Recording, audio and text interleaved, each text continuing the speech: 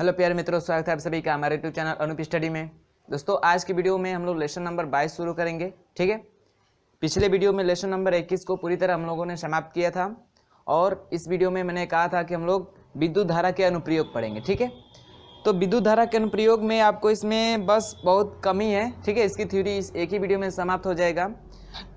तो देखिए, इसमें सबसे पहले हमें पढ़ना है विद्युत ऊर्जा के बारे में। ठीक है, और मैंने हर बार की तरह इस बार भी कहना चाहूँगा कि जो फिजिक्स होता है, ठीक है, फिजिक्स केमिस्ट्री, उसकी थ्योरी जो होती है बड़ी मायने रखती है। ठीक है, तो आप लोग इस थ्योरी जो है इसकी वीडियो को पूरे अंत तक देखिएगा। चलिए, तो हम लोग शुरू करते हैं सबसे पहले विद्युत ऊर्जा के बारे में। ठीक है, विद्युत ऊर्जा क्या होती है। तो मैंने पीछे जब न्यूमेरिकल सॉल्व कराया था उसमें पिछले क्लास में, तो एक मैंने फार्मूला आपको बताया था विद्युत ऊर्जा के बारे में। ठीक है, क्योंकि उसमें एक क्वेश्चन आ गया था विद्युत ऊर्जा के संबंध से। ठीक है, तो उसमें मैंने उस फार्मूले को पूरे डायरेक्ट बताया था, तीनों फार्मूला। वही फार्मूला यहाँ पे भी है कि जब भी आप किसी भी परिपथ में विद्युत धारा का प्रवाह करेंगे, ठीक है, तो उससे कुछ ऊर्जा व्यय होती है। क्या होती है? कुछ ऊर्जा व्यय होती है और उन्हीं को हम लोग क्या बोलते हैं? विद्युत ऊर्जा कहते हैं। जैसे आपको पता होगा विभवांतर के फार्मूले से, विभवांतर की जो परिभाषा होती है, विभवांतर, ठीक है, विभवांतर बराबर आप लोग पढ़े होंगे, V बराबर क्या होता है? W अपान क्यू, W अपान क्यू। तो यहाँ से जो कार्य हमने बताया था कि जो आवेशों को प्रवाह करने के लिए जो कार्य करना पड़ता है, वही जो कार्य है ऊर्जा के रूप में संचित हो जाती है। ठीक है, वहीं ऊर्जा के रूप में व्यय भी होती है। ठीक है, जब आवेशों को प्रवाह करते हैं तब। तो यहाँ से हम W का मान निकाले तो क्या आएगा? V इंटू क्यू आएगा। ठीक है, आपको Q बराबर पता है, धारा के फार्मूले से Q बराबर क्या होता है? I इंटू टी होता है। क्या होता है? I into T. तो यहाँ पे Q का मान रखेंगे तो आपका W बराबर आ जाएगा क्या? V इंटू क्यू के जगह पे क्या रखेंगे? I into T. तो यही जो हमने निकाला था, ऊर्जा निकाला था, विद्युत ऊर्जा। ठीक है, पिछले न्यूमेरिकल जब सॉल्व किए थे, W बराबर क्या है? हमारा ऊर्जा है, यही विद्युत ऊर्जा है। विद्युत के कारण उत्पन्न हो रहा है तो इसे हम विद्युत ऊर्जा कहते हैं। ठीक है, तो क्या आया था? W बराबर V इंटू आई इंटू टी आया था। ठीक है, मैंने कहा था कि ओम के नियम से, किसके नियम से? ओम के नियम से इसमें कुछ वैल्यू रखेंगे तो इसके अलग अलग थोड़ा इक्वेशन बनेगा। जैसे ओम के नियम से I बराबर रख दीजिए, क्या? I बराबर V अपान आर होता है ना, I बराबर V अपान आर। तो इसमें रखेंगे तो इसी W का मान आएगा, क्या आएगा?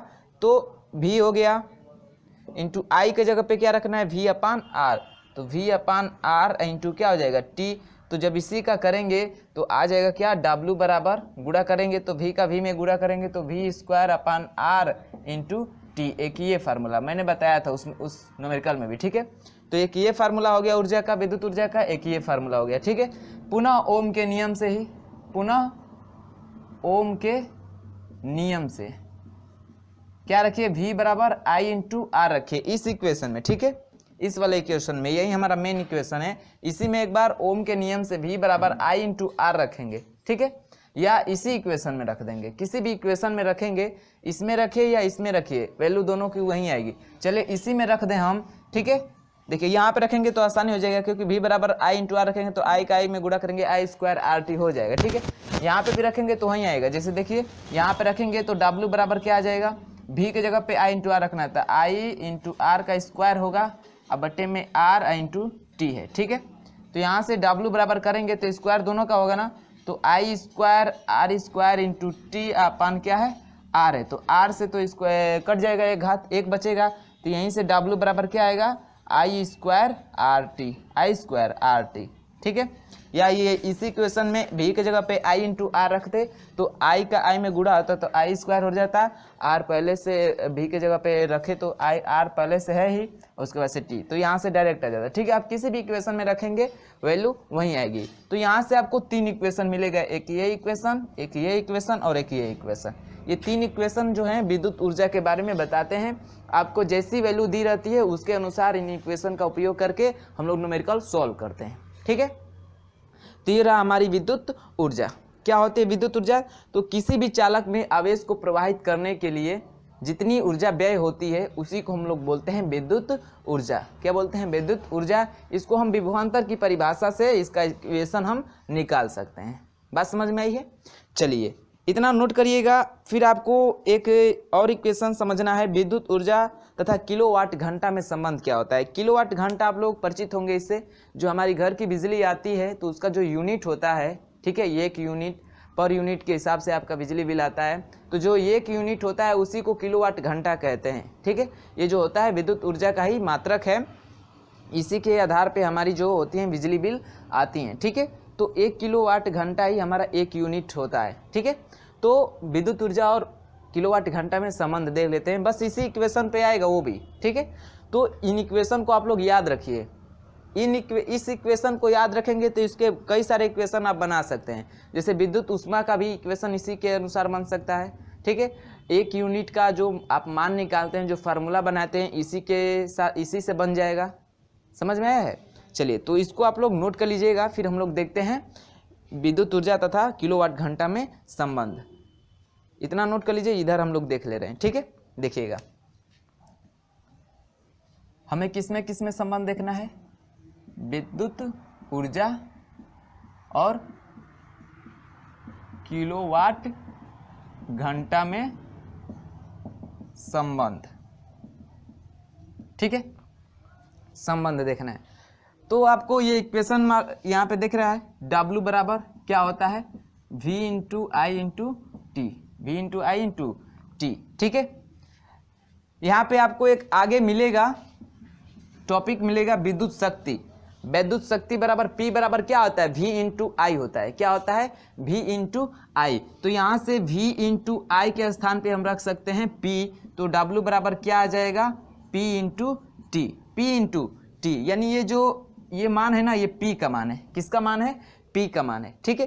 तो इसलिए जो विद्युत ऊर्जा है, ठीक है, विद्युत ऊर्जा है, विद्युत ऊर्जा को हम लिख सकते हैं क्या, P इंटू टी, या इसी को लिख सकते हैं विद्युत शक्ति, विद्युत शक्ति अगुणे समय। इसी को हम लोग विद्युत शक्ति गुणे समय को ही हम लोग क्या बोलते हैं, विद्युत ऊर्जा बोलते हैं। जो कि आपका पहला इक्वेशन दिया है, W बराबर विद्युत शक्ति गुणे समय। आपको पता है कैसे आया विद्युत शक्ति गुणे समय, इसी वाले फार्मूले से। V इंटू आई बराबर क्या होता है, P को ही हम लोग क्या बोलते हैं, विद्युत शक्ति बोलते हैं, ठीक है।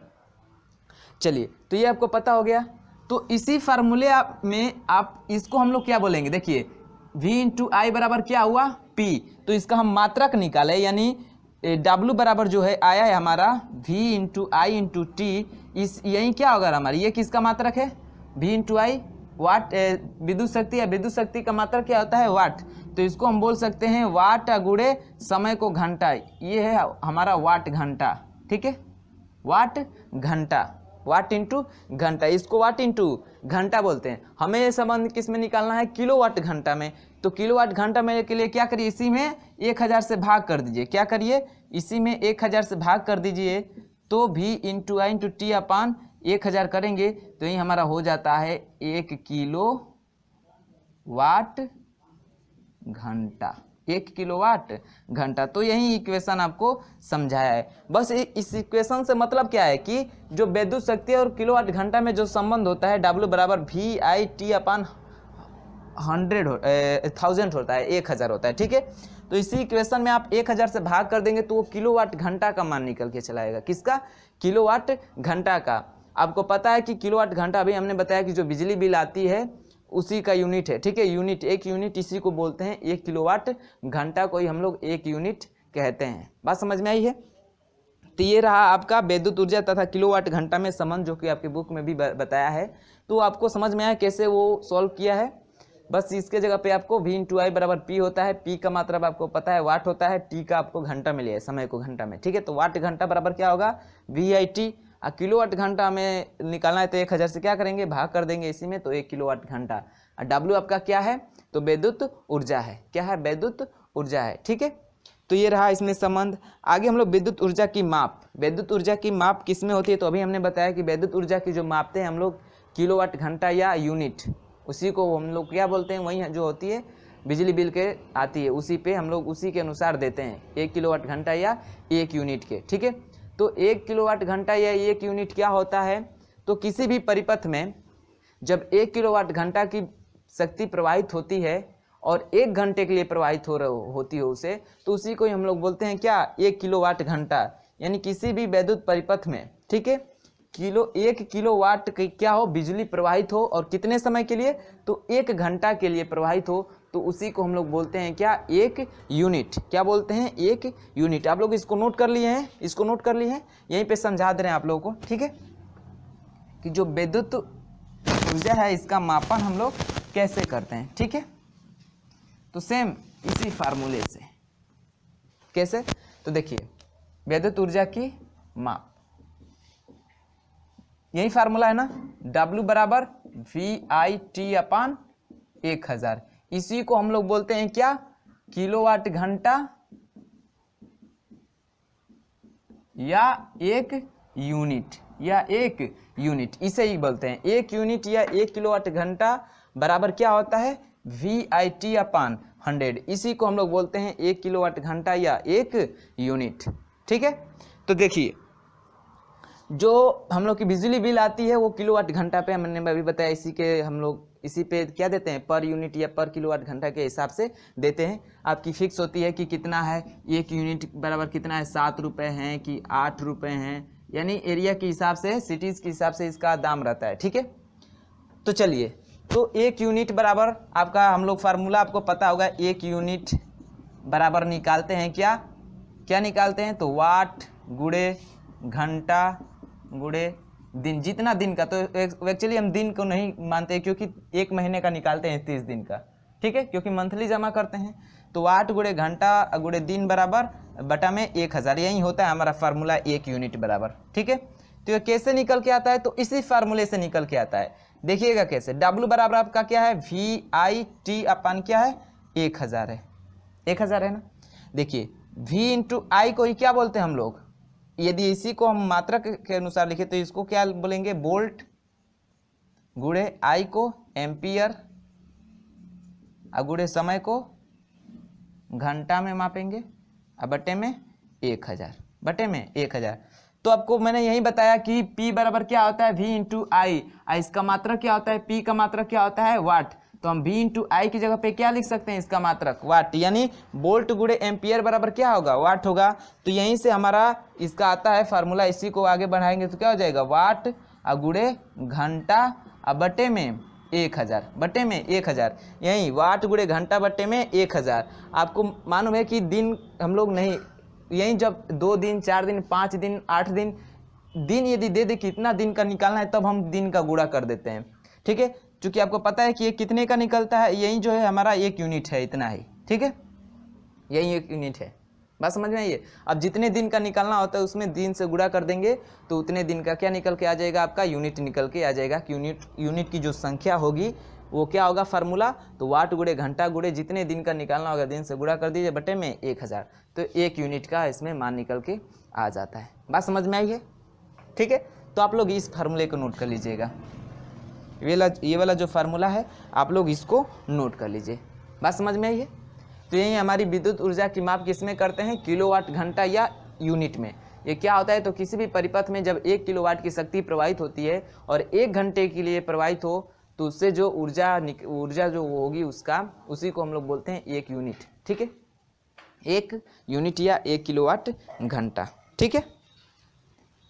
चलिएगा, तो आप लोग इतना नोट करिए, फिर हम लोग आगे देखते हैं विद्युत धारा का उसमें प्रभाव, विद्युत धारा का उसमें प्रभाव। तो इसको नोट करिए आप लोग। चलिए हम लोग समझते हैं विद्युत धारा का उसमें प्रभाव। विद्युत धारा का उसमें प्रभाव क्या होता है, तो अभी हम लोगों ने पढ़ा कि जब भी हम लोग किसी भी परिपथ में विद्युत धारा को प्रवाहित करते हैं, यानी आवेशों को प्रवाहित करते हैं, तो उससे उसमें ऊष्मा उत्पन्न होता है। ऊष्मा उत्पन्न मतलब तार गर्म हो जाता है। अब गर्म, देखिए गर्म होने का सबसे ज़्यादा मेन कारण है हमारा प्रतिरोध। क्या होता है, प्रतिरोध, ठीक है। जो प्रतिरोध होता है यही क्या करता है, ऊष्मा उत्पन्न करने के लिए उत्तरदायी होता है। जैसे आप लोग हाथ रगड़ेंगे, ठीक है, तो जैसे इसको रगड़ेंगे तो इसके बीच घर्षण बल कार्य करेगा। घर्षण बल मतलब रुकावट उत्पन्न करेगा, इसको खींचने, इसको आगे बढ़ने में रुकावट उत्पन्न करेगा। तो जैसे रुकावट उत्पन्न करेगा और आप ऐसे ही करते रहेंगे तो क्या होता है, ऊष्मा उत्पन्न होता है, हीट उत्पन्न होता है, ठीक है। तो इसे ही हम लोग, जब भी विद्युत धारा प्रवाहित होती है किसी भी चालक तार में, तो क्या होता है, तार गर्म होने लगता है। क्या होता है, गर्म होने लगता। गर्म होने का कारण क्या है, प्रतिरोध, ये ज़्यादा कारण है, ठीक है। मेन कारण यही है प्रतिरोध। प्रतिरोध जिसका जितना ज़्यादा होगा वो उतना तेज गर्म होता है तार, ठीक है। तो प्रतिरोध होता है, यही कारण है गर्म होने का। तो गर्म हो जाता है तो उसी को हम लोग बोलते हैं विद्युत धारा का ऊष्मीय प्रभाव। क्या बोलते हैं? विद्युत धारा का ऊष्मीय प्रभाव। यदि आपका किसी भी तार का, ठीक है, तार का जो प्रतिरोध हो R हो, उसमें I एम्पियर की धारा प्रवाहित हो रही हो, उसके सिरों का विभवांतर V हो और T समय के लिए प्रवाहित हो, तो हमारा जो उष्मा अभी हमने बताया कि V बराबर क्या, W बराबर क्या होता है? V इंटू I इंटू क्या होता है? T होता है। तो जो उष्मा उत्पन्न होगी वो क्या होगी? V into I into T होगी, ठीक है। जो उष्मा उत्पन्न होगी यानी जितना कार्य करना पड़ेगा वहीं ऊर्जा के रूप में संचित होगी, और ऊर्जा के रूप में जितना संचित होगी वहीं तो उष्मा के रूप में निकलेगी। तो यहीं जो W बराबर, यानी यहीं जो W है बराबर हीट के हो जाता है, उष्मा के, VIT, ठीक है। यहीं W बराबर H का, ये H बराबर VIT, इस फार्मूले का हम लोगों ने यूज किया था, ठीक है। तो ये किस में निकलता है? इसका मात्रक क्या होता है? जूल होता है, क्योंकि कार्य का मात्रक जूल। तो जो उष्मा निकलेगी ये किस में निकलेगी? जूल में। किस में निकलेगी? जूल में। यदि हम इसको चेंज करें कैलोरी में तो आपको पता है कि 1 जूल बराबर कितना होता है? 1 जूल बराबर 1/4.2 कैलोरी होता है, कैलोरी होता है, ठीक है। यदि कैलोरी को किस में चेंज करना हो, कैलोरी को जूल में चेंज करना हो तो क्या होगा? 1 कैलोरी निकालेंगे तो यहाँ में जाकर गुणा हो जाएगा ना, तो 4.2 जूल होता है। यानी 1 कैलोरी बराबर कितना होता है? 4.2 जूल। और 2 जूल को निकालेंगे तो यहीं क्या आ जाएगा? बट्टा में आ जाएगा, ठीक है। किस में आ जाएगा? बट्टा में। तो हमें पता है कि जो उष्मा होती है उसको जूल में, कैलोरी में निकालें, कैलोरी में, तो जूल में निकाले तो ये फार्मूला। यदि आपसे जूल में पूछेगा तो इस फार्मूले का यूज करेंगे। यहीं कैलोरी में पूछे, किस में पूछे? कैलोरी में, कैलोरी में पूछे तो यही फार्मूला हो जाएगा। H बराबर क्या हो जाएगा? सब में VIT/4.2 बटा में कर देंगे तो ये किस में आ जाएगा? कैलोरी में आ जाएगा। किस में आ जाएगा? कैलोरी में। बात समझ में आई है? आपको पता है कि W का 3 फार्मूला है। एक ये फार्मूला था, एक W बराबर क्या था? I²RT। तो इसका भी निकालेंगे तो H बराबर क्या हो जाएगा? I²RT, ये जूल में आएगा। 4.2 से भाग कर देंगे तो किस में आ जाएगा? कैलोरी में। किस में आ जाएगा? कैलोरी में, ठीक है। एक और फार्मूला था, W बराबर क्या था वो फार्मूला? तो W देखिए, एक ये फार्मूला हीट का हो गया, इसको नोट कर लीजिएगा, इसको नोट कर लीजिएगा। जो भी आपका फार्मूला है ना उष्मा का, विद्युत ऊर्जा का, सेम उसी फार्मूले में आप क्या करना है? 4.2 से, जितने 3 इक्वेशन बताए थे ना, तीनों इक्वेशन में 4.2 से क्या करिए? भाग कर दीजिए तो कैलोरी में आ जाएगा। या वही जो फार्मूला है विद्युत किसका है? विद्युत उष्मा का है, विद्युत उष्मा का, ठीक है। क्योंकि जो ऊर्जा जितना संचित होगी वही उष्मा के रूप में निकलेगी, ठीक है। तो यहाँ से W बराबर एक क्या था हमारा? V²/R इंटू T था। तो यहाँ से H बराबर क्या हो जाएगा? क्योंकि W बराबर ही H होगा तो इसमें भी क्या कर दीजिए? भाग कर दीजिए। इतना जो करेंगे जूल में आएगा। किस में आएगा? जूल में। कैलोरी के लिए क्या करेंगे?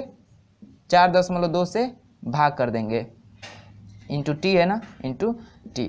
तो ये किए इक्वेशन, 3 इक्वेशन, इसके भी 3 इक्वेशन, क्योंकि उसके विद्युत ऊर्जा के 3 इक्वेशन होते हैं, 1 2 3, तो इसके भी 3 होंगे क्योंकि सेम फार्मूला वही होता है। बात समझ में आई है? चलिएगा, तो इन फार्मूलों को आप लोग क्या करिएगा? नोट कर लीजिएगा, ठीक है। उसके आगे आपका क्या है? सामर्थ्य या शक्ति है, विद्युत सामर्थ्य या शक्ति।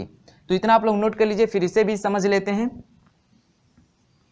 शक्ति के अभी हमने बताया है शक्ति या सामर्थ्य, सामर्थ्य के, ठीक है, सामर्थ्य के बारे में। तो हमने अभी बताया, पढ़ा था P बराबर V इंटू आई, P बराबर V इंटू आई। तो वो कैसे आता है? ठीक है, तो किसी भी परिपथ में जितनी विद्युत ऊर्जा व्यय होती है, जो व्यय होने का दर है, व्यय होने का, विद्युत ऊर्जा के व्यय होने का दर ही क्या कहलाता है? विद्युत शक्ति। विद्युत शक्ति बराबर हम कह सकते हैं क्या? कि विद्युत ऊर्जा अपान समय, यानी विद्युत ऊर्जा के व्यय होने की दर को हम लोग क्या बोलते हैं? विद्युत शक्ति बोलते हैं, ठीक है। कि T समय में कितनी विद्युत ऊर्जा क्या हो रही है? हमारी व्यय हो रही है, वहीं किसके बराबर होगी? विद्युत शक्ति की। तो यहाँ से हमारा फार्मूला आता है, विद्युत शक्ति को P से डिनोट करते हैं, ठीक है। इसको किससे डिनोट करते हैं? P से। विद्युत ऊर्जा को किससे डिनोट करते हैं? आपको पता है, W से। और इसका समय का मात्रक क्या होता है? T, ठीक है। आपको पता है क्या पता है कि W बराबर होता है V इंटू आई इंटू टी, यही होता है ना। तो यहाँ से P बराबर क्या हो जाएगा, V आई इंटू टी अपान टी है, तो यहाँ से T से T कैंसिल हो जाएगा, तो क्या बचेगा, P बराबर V इंटू आई, V इंटू आई, यही फार्मूला होता है, P बराबर V इंटू आई, यहाँ से आता है। ठीक है, यानी जो आपका विद्युत ऊर्जा का फार्मूला है ना, ये तीनों V इंटू आई इंटू टी, और एक क्या है W बराबर आई स्क्वायर आर टी, और एक क्या है W बराबर V square upon R into T. तो इन सब में से T को गायब कर दीजिए, इन सब में से ये जो T है ना, T यहाँ में भी जो T है, इसमें भी जो T है, इन सबको गायब कर देंगे ना, तो ये जो W बराबर आ रहा है ना, बस W की जगह पे आप P कर दीजिए, यही फार्मूला हो जाएगा विद्युत शक्ति की। क्योंकि आपको बटा में आपको देखिए W अपान T दिख रहा है ना, तो जब इसके सब में बटा में T रखेंगे, T तो T से T कैंसिल हो जाएगा, तो यहीं से इसका भी 3 इक्वेशन आएगा। एक P बराबर V इंटू आई आता है, एक P बराबर क्या आएगा, इसमें रख दिए तो T कट गया, तो ये बचा। देखिए इसमें रखेंगे, इस वाला में, तो इस वाले इक्वेशन को रखेंगे तो इसमें का T कट जाएगा, तो बचेगा क्या, I square R, I square R, तो ये इक्वेशन हो जाएगा। और फिर इसमें रखेंगे तो इसमें T कट जाएगा, तो यहाँ से P बराबर आएगा V स्क्वायर अपान आर, इसके ये 3 इक्वेशन आते हैं। ठीक है, तो इसलिए मैंने कहा कि जो विद्युत ऊर्जा है इंपॉर्टेंट टॉपिक है, जो उसके इक्वेशन है तीनों बहुत ही ज़्यादा इंपॉर्टेंट है आपका, उससे विद्युत शक्ति के भी 3 इक्वेशन उसी से आ जाएगा। ठीक है, उसी द्वारा आप समझ सकते हैं, क्योंकि आपको W का मान नहीं पता होता, ये नहीं समझ में आता कैसे आ रहा है, डायरेक्ट लिख देते हैं। ठीक है ना, तो आपको पता है W बराबर V इंटू आई इंटू टी होता है, तो यहाँ से T कैंसिल हो जाएगा, तो P बराबर V इंटू आई आएगा। ठीक है, फिर इसी का ये वाला जो फार्मूला है इसको रखेंगे, तो इसमें से भी T कटेगा, तो बचेगा क्या, आई स्क्वायर आर बचेगा। फिर इस वाले फार्मूले को रखेंगे, W की जगह पे इसको रखेंगे, तो इसमें भी से T कट जाएगा, तो बचेगा क्या, V स्क्वायर अपान आर बचेगा। ठीक है, तो ये 3 इक्वेशन हो जाएगा विद्युत शक्ति की। बात समझ में आई है, चलिएगा इतना नोट करिएगा। फिर आपको आता है विद्युत शक्ति के कुछ अन्य मात्रक, जैसे किलोवाट, मेगावाट, ठीक है, 1 हॉर्स पावर, 1 माइक्रोवाट। तो जितने भी ये हम लोगों ने पहले चैप्टर में, आप लोग 10th में या 9th में पढ़ा होगा, जो यूनिट्स हैं, जैसे milli, deci, centi, milli, micro, nano, pico, mega, giga, tera, ये सब है ना, तो उन सारे वैल्यू आपको पता रहेगा, तो आप किसी का भी मात्रक उसी पे निर्भर, उसी को रिपीट करके बनाते हैं। जैसे 1 किलोवाट घंटा, 1 वाट घंटा, 1 माइक्रोवाट, ठीक है, 1 मिलीवाट, 1 किलोवाट। तो जो उसके मान होते हैं ना, 1 माइक्रो, जैसे 1 माइक्रोन में कितना हो, 10 पावर -6, तो 1 माइक्रोवाट है तो समझिए 10 घात -6 वाट। ठीक है, 1 किलोवाट है तो समझिए 10 घात 3 वाट, 10 घात 3 वाट। ठीक है, 1 मिलीवाट है तो समझिए 10 घात -3 वाट। 1 सेंटीवाट है तो समझिए 10 घात -2 वाट, ऐसे है। ठीक है, तो ये सब आपको पता है। बस आपको एक अश्वशक्ति, 1 हॉर्स पावर को याद रखना है कि 1 हॉर्स पावर में क्या होता है, 1 HP में कितना वाट होता है, तो 746 वाट होता है। आप लोग इसको याद रखिएगा। ठीक है, 1 हॉर्स पावर में कितना होता है, 746 वाट होता है, इसको आप लोग याद रखिएगा। वैसे ही आपको 1 किलोवाट पूछ देता है, क्या पूछ देता है, 1 किलोवाट। 1 किलोवाट जैसे हमने निकाला ना, तो उसका मान होता है 3.6 × 10 घात 6 वाट। कितना होता है, 3.6 × 10 घात 6 वाट। तो वो सब आएंगे न्यूमेरिकल्स में, तो वो सब आपको पता चल जाएगा। ठीक है, ये नहीं तो आपको बुक में ही दिया है, इसको 1 किलोवाट दिया है, 10 घात 3 वाट। 1 किलोवाट घंटा पूछता है, क्या पूछता है, 1 किलोवाट घंटा के बारे में यदि कभी कभार पूछ देता है, तो इसका मान होता है 3.6 × 10 घात 6 वाट होता है। कितना होता है, ये होता है। तो एक ये इंपॉर्टेंट है, इसको आप लोग याद कर लीजिए। या 1 हॉर्स पावर, 1 HP बराबर कितना होता है, 746 वाट, इसको याद कर लीजिए। ठीक है, नहीं तो वो सब उसी पे आधारित है कि मेगा, गीगा, टेरा, नैनो, पिको, माइक्रो, ठीक है, मिली, डेसी, सेंटी, ये जो मान होते हैं उनके उसी पे सब आते हैं। ठीक है, तो उससे आप लोग को तो घबराना नहीं है, क्योंकि वो आपको सारी वैल्यू पता है कि 1 मिली में 10 घात -3 होता है, माइक्रो में 10 घात -6 होता है, ठीक है, नैनो में 10 घात -9 होता है, तो ये सब आपको पता है। ठीक है, तो इतना आप लोग नोट कर लीजिएगा। फिर हमारा बच्चा है लास्ट टॉपिक इस लेसन का, विद्युत धारा की ऊष्मीय प्रभाव पे आधारित उपकरण। ठीक है, कि विद्युत धारा का ऊष्मीय प्रभाव मतलब ऊष्मा उत्पन्न होगा, तो उससे जैसे मान लीजिए किसी भी चालक तार में हम धारा प्रवाहित करें तो ऊष्मा निकल रहा है, तो उससे हम क्या क्या उपकरण बना सकते हैं। ठीक है। जैसे हमारा विद्युत बल्ब है वो भी विद्युत धारा के ऊष्मीय प्रभाव पे ही कार्य करता है। आपका जो प्रेस है, हीटर है, वो किस पे कार्य करता है? विद्युत धारा के ऊष्मीय प्रभाव पे भी, ठीक है। और आपको जो परिपथों में फ्यूज लगाते हैं कि ज़्यादा विद्युत आती है तो वो टूट जाता है, तो टूटता है कैसे? पिघल के, ऊष्मा ज़्यादा होगा तो पिघल के टूट जाता है। तो ये सब किस पे आधारित है? विद्युत धारा के ऊष्मीय प्रभाव पे ही। तो इनके बारे में बस समझ लेते हैं कि विद्युत बल्ब क्या होता है, विद्युत ऊष्मक यानी हीटर क्या होते हैं और फ्यूज क्या होता है, ठीक है। तो आप लोग इतना नोट करिए, फिर उसे समझते हैं। चलिएगा हम लोग समझते हैं विद्युत धारा के ऊष्मीय प्रभाव पे आधारित उपकरण, ठीक है। उपकरण में सबसे पहले हम लोग समझ लेते हैं विद्युत बल्ब के बारे में, ठीक है। विद्युत बल्ब, तो जो विद्युत बल्ब होता है आप लोग देखे होंगे, बल्ब कैसे होता है? ऐसे ना, एक कांच का ऐसे बना होता है शेप, ठीक है। और इसी में क्या लगा रहता है? टंगस्टन का फिलामेंट ऐसे लगा रहता है, ठीक है। ये किसका बना होता है? ये जो फिलामेंट होता है इसको क्या बोलते हैं? फिलामेंट बोलते हैं। ये किसका बना होता है? तो टंगस्टन का बना होता है। किसका? टंगस्टन का, टंगस्टन का बना होता है, ठीक है। टंगस्टन का क्या होता है? ये फिलामेंट बना होता है। ये जो टंगस्टन होता है इसका जो होता है गलनांक, ठीक है, गलनांक जो होता है इस टंगस्टन का वो क्या होता है? बहुत ही उच्च होता है, बहुत उच्च होता है, ठीक है।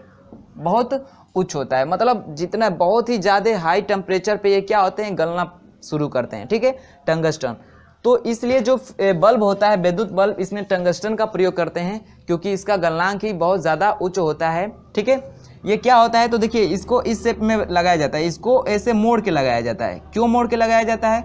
आपको पता है कि जो आर होता है प्रोपोर्शनल होता है एल के, यानी चालक तार की जितनी लंबाई ज़्यादा होगी प्रतिरोध का मान उतना ज़्यादा होगा। आपको पता है प्रतिरोध का मान जिसमें जितना ज़्यादा होगा तभी हीट की क्या होगी? हीट ज़्यादा निकलेगा, ठीक है।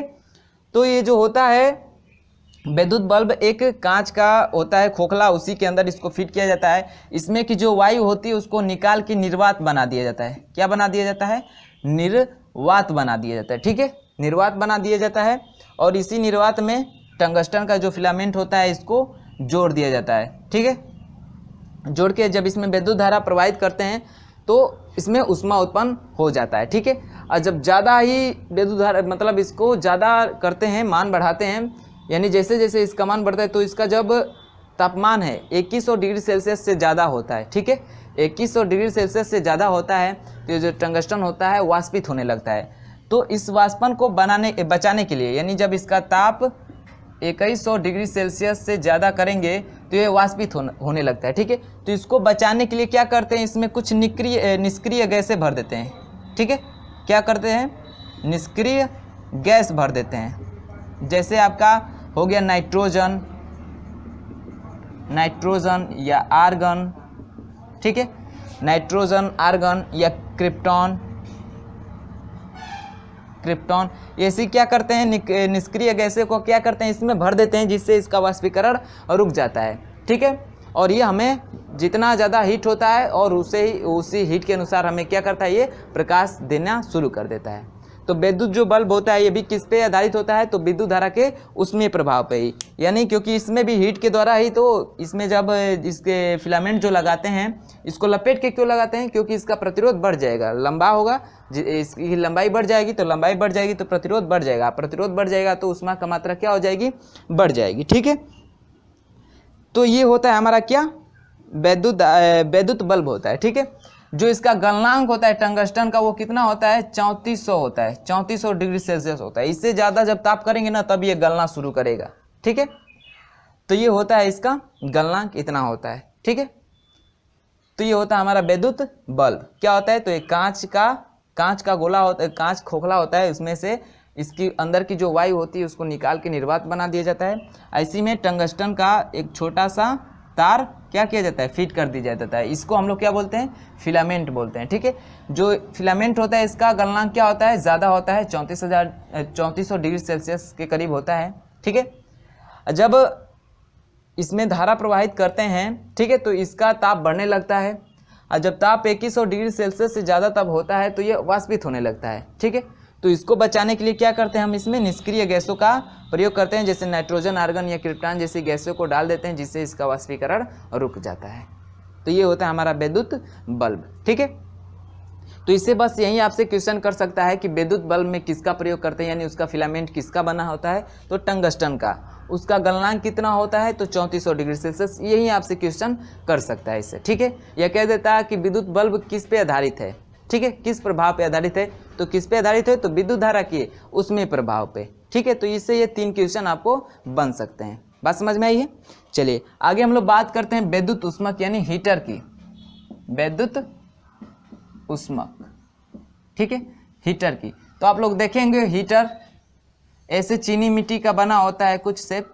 ठीक है, आईसी में जो होता है नाइक्रोम के तार सर्पिलाकार में ऐसे फिट किए रहते हैं,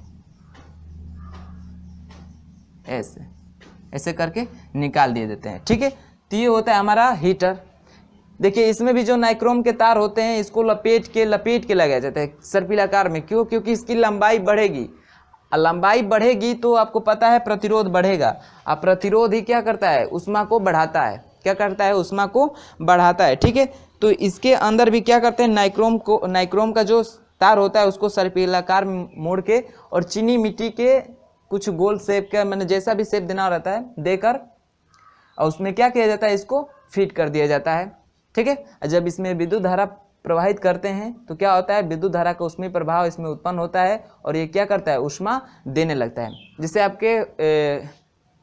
आपके होम जो रूम हीटर हैं, ठीक है, उसमें भी क्या करते हैं, जैसे ठंडी के मौसम में आप लोग रूमों में लगाते हैं ना हीटर कि रूम ताकि गर्म रहे, तो वो भी किस पे आधारित है, आपका विद्युत धारा के ऊष्मीय प्रभाव पे, ये इससे इसी पे। ठीक है, आपके जो प्रेस होते हैं, ठीक है, उसमें भी नीचे आप देखेंगे उसका जो इस्त्री होता है करने वाला, उसमें भी नाइक्रोम के तार ही फैला दिए जाते हैं। ठीक है, वो हीट होता है तो उसके अनुसार वो इस्त्री हीट होता है और उसी के थ्रू हम लोग क्या करते हैं, अपना कपड़ा सब प्रेस करते हैं। ठीक है, तो ये भी किस पे आधारित है, सब विद्युत धारा के उसमें प्रभाव पे आधारित है। ये जो नाइक्रोम तार होता है इसमें का, आप लोग इससे यही क्वेश्चन बन सकता है कि जो नाइक्रोम होता है इसमें आप लोग पूछ देगा विद्युत हीटर में किसका प्रयोग करते हैं, किस तार का, तो नाइक्रोम तार का। किसका प्रयोग करते हैं, नाइक्रोम का। ये किसका बना होता है, ठीक है, पूछ देगा ये किसका बना होता है, तो निकिल, ये मिश्र धातु होती है, किसकी, तो निकिल और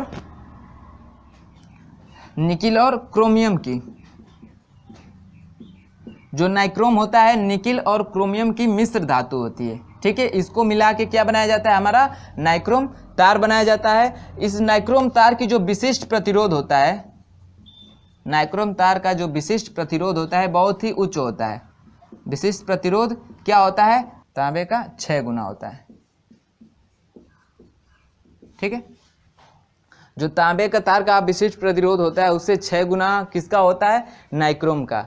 ये मिश्र धातु है, किसकी बनी होती है, तो निकिल और क्रोमियम को मिला के बनाया जाता है। ठीक है, तो आपको विद्युत हीटर से यही क्वेश्चन कर सकता है कि विद्युत हीटर में किसका प्रयोग किया जाता है, तो नाइक्रोम तार का। ठीक है, नाइक्रोम तार किसका बना होता है, तो निकिल और क्रोमियम को मिला के मिश्र धातु होती है।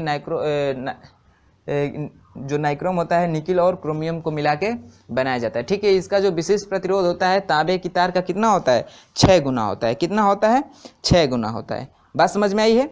चलिएगा अगला है हमारा लास्ट फ्यूज, कि फ्यूज किसका बना होता है, इसका प्रयोग कहाँ पे करते हैं। ठीक है, तो उसको समझ लेते हैं। तो इतना आप लोग नोट करिएगा और फिर देख लेते हैं विद्युत फ्यूज। देखिए फ्यूज,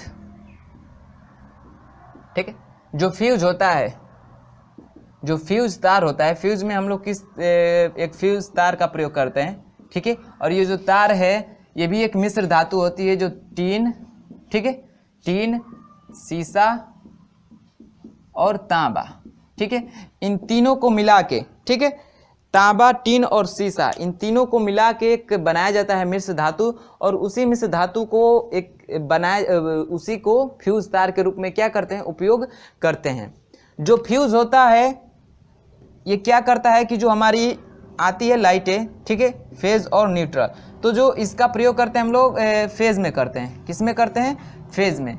क्यों करते हैं, तो ये फ्यूज जो तार होता है इसका गलनांक इतना कम होता है। ठीक है, इसका जो फ्यूज तार है इसका जो गलनांक होता है गलनांक वो क्या होता है, कम होता है। और गलनांक कम इसको रखा जाता है, ठीक है। क्यों रखा जाता है कि जब भी इसका प्रयोग कहाँ करते हैं, विद्युत परिपथों में, ठीक है। जब ज़्यादा करंट आती है तो उसको रोकने के लिए प्रयोग किया जाता है और इसको फेज में लगाया जाता है, ठीक है, श्रेणी क्रम में, ठीक है, श्रेणी क्रम में लगाया जाता है। जब भी विद्युत धारा का मान ज़्यादा होता है, ठीक है, तो इसका क्या होगा, आपको पता है धारा का मान ज़्यादा होगा तो क्या होगा, तारों में हीट, ऊष्मा उत्पन्न होगा। इसका गलनांक क्या होता है, कम होता है। तो जब भी ज़्यादा करंट आएगी तो ज़्यादा ऊष्मा उत्पन्न होगा, और ज़्यादा उत्पन्न होगा ऊष्मा तो क्या होगा, ये धीरे धीरे गल के क्या हो जाएगा, टूट जाएगा, और टूट के क्या करेगा, धारा को आगे जाने से रोक देगा, जिससे जो जितने भी हमारे इंस्ट्रूमेंट लगे होंगे वो जलने से बच जाएंगे, ठीक है। तो जो फ्यूज तार होता है ये क्या होता है, तो इसका जो गलनांक होता है कम होता है, ठीक है। इसका जब जब धारा का मान ज़्यादा होता है परिपथ में तो क्या करता है, परिपथ को तोड़ने के काम आता है, ठीक है, तोड़ने के काम आता है। ये संयोजक तार में किस क्रम में लगा होता है, तो श्रेणी क्रम में। इसको किस क्रम में लगाते हैं, तो श्रेणी क्रम में जोड़ते हैं इसको, ठीक है, श्रेणी क्रम में लगाते हैं, ठीक है। हमेशा फेज में, न्यूट्रल में नहीं, फेज में ही लगाया जाता है, ठीक है, फेज में लगाया जाता है। ये किसका बना होता है, तो ये बना होता है टीन, शीशा और तांबा का मिलाकर एक मिश्र धातु बनाई जाती है, उसी का बना होता है हमारा फ्यूज तार। क्या बना होता है, फ्यूज तार। ये किस पे आधारित है, विद्युत धारा के ऊष्मीय प्रभाव पे, ठीक है। ऊष्मा ज़्यादा होगा तो ये क्या होगा, गल के टूट जाएगा और परिपथ में विद्युत धारा का क्या होगा, प्रवाह रुक जाएगा। बस समझ में आई है। चलिए, तो ये रहा आपका विद्युत की ऊष्मीय प्रभाव पे आधारित उपकरण, विद्युत बल्ब, हीटर और फ्यूज। यही आपको 3 दिया है, ठीक है। तो समझ लिए 3। इसी के साथ ये जो होता है लेसन की थ्योरी समाप्त होती है, ठीक है। अब अगले वीडियो में हम लोग इसके न्यूमेरिकल देखेंगे, ठीक है। तो वीडियो पसंद आई होगी तो वीडियो को लाइक कर लीजिएगा और अपने दोस्तों में शेयर कर लीजिएगा, ठीक है। चलिए मिलते हैं इसके न्यूमेरिकल के साथ अगले वीडियो में, तब तक के लिए बाय बाय, धन्यवाद।